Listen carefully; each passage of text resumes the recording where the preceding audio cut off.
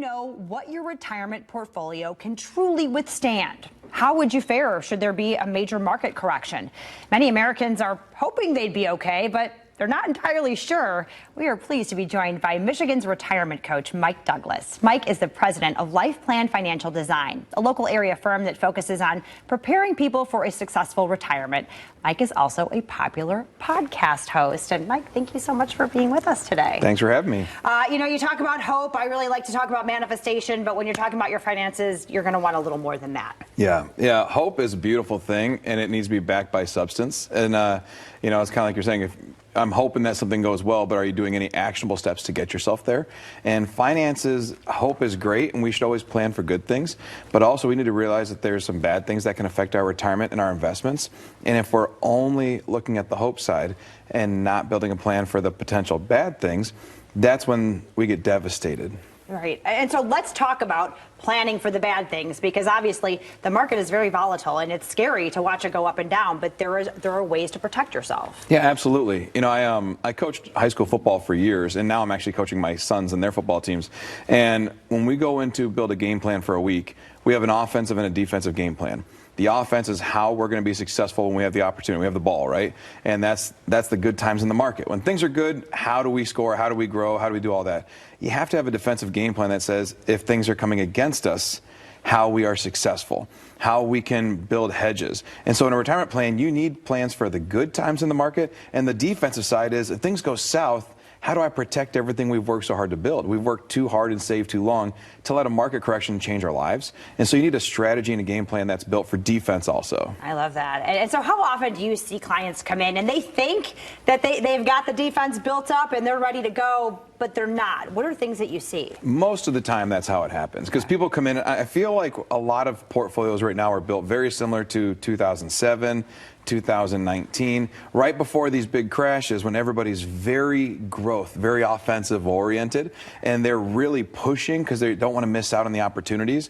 But yet there are signs of some defensive things coming. There are signs of potential recession. We're really close. The rule is 10 quarters from the first time the Feds raise rates. Well, we're coming into that. The fourth quarter of this year is that timeline. There's other things that would indicate there may be some defensive things coming, and yet people are thinking, I don't want to miss out on the gains. And so it's good to participate, and we need to pursue the gains, but just know at what point do we start protecting? And it's just, you have to have both sides of it. I think most people right now are built strictly for offense. Okay. All right. Got to build up that defense. And we speak of retirement, and obviously for people who are younger, that seems like a very long way off. When should people start thinking and planning and preparing for this? A couple days ago. Right.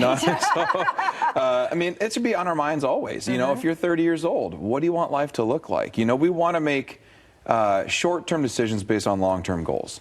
And that should be not just for retirees or pre-retirees, but for young people. What type of a life do you want to build? Do you want a family? Do you want to live in the country? Do you want to live in the city? Do you want to retire and travel the world? Do you want to never own and only rent because you want to be liquid and move? That's great, but that's a plan that needs to be built out. And we talk all the time. So our kids are 13, 12, 10, and 8. I had to think for a second because we just had some birthdays. But 13, 12, 10, and 8. And I talk to them all the time about my retirement, and I'm 40, right? I say, here's what we're looking at in 25 years, guys, so we're making decisions today to set us up. There's no bad time to start retirement planning. It just looks more urgent or more intense as you get closer, but there's no bad time. Well, and I think if you start younger, you can use those times when people are building their defense to build your offense, because you have that time to work towards that. Yeah, that's why I always try to say that people correlate risk with negativity, and I think more of opportunity, right? So for a 35 or 40-year-old, a crashing market's a beautiful thing because you're not taking money. Throw money in your 401k. It's called dollar cost averaging. The prices drop, and you're buying more shares at a lower price. That's a beautiful thing. If you're retired and taking money out of your account, that exact same drop can be financially devastating and can change your life. And so we just want to know where we are in life and build appropriate plans for that. But yeah, for the younger crowd, build your offense and just go for it. For the older crowd, as you're getting closer to retirement, start protecting more. Okay. And we talk strategy on the field. Let's talk tax strategy. What should people be thinking about? They should be really aware of the fact that taxes are changing. Right now, through the end of 2025, we have the Tax Cuts and Jobs Act. That expires at the end of next year without new legislation or something locking it in. So taxes ultimately affect your lifestyle because we live in the net. We get to keep what's after tax. And so sometimes we see these numbers and we hear about, well, there's this, that, whatever else, but what do you actually keep? We've all had jobs where you get a raise and maybe you get a $5,000 or $10,000 raise and you think it's so exciting. And then when you run the numbers, you got a $5,000 raise on 10 because taxes, the 401k, everything else took their cut first, right? Sure.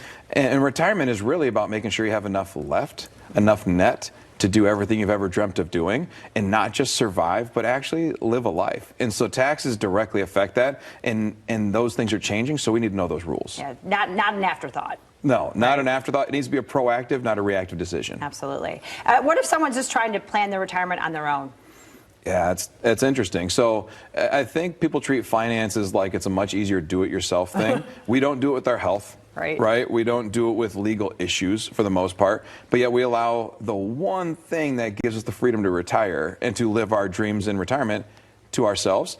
And I think there's a lot of stuff people just don't know you don't know. When you talk to a really well-educated, medical person or someone who's really, really specific in their field, in media or different areas, when you talk to someone and they're brilliant in their space, you go, holy cow, I never would have thought of that, And then finances are no different. When you sit with people day after day and help them retire, we know the cost of long-term care all around West Michigan. We know the risk of inflation and what the realistic rates are. We know the future of taxes, what could or should be, and what most likely will be based on history.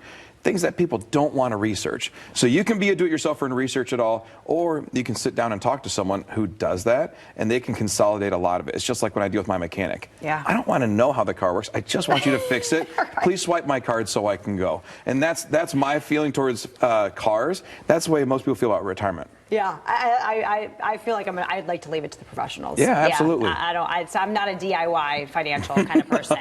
And if you're not also, none of us should be, and you're at home and you want to truly understand what your retirement portfolio can withstand, Mike has a great offer right now. For the first 5 callers that have saved $500,000 or more, he is offering a complimentary retirement roadmap just for you. And this will let Mike and his team sit down with you personally and provide you with a roadmap analyzing where you are right now, and then talk about the best steps to really get ready for a successful retirement. A game plan to get you where you need to be, that offense and that defense. The number to call right there on your screen, 616-253-6162. Again, that number, 616-253-6162.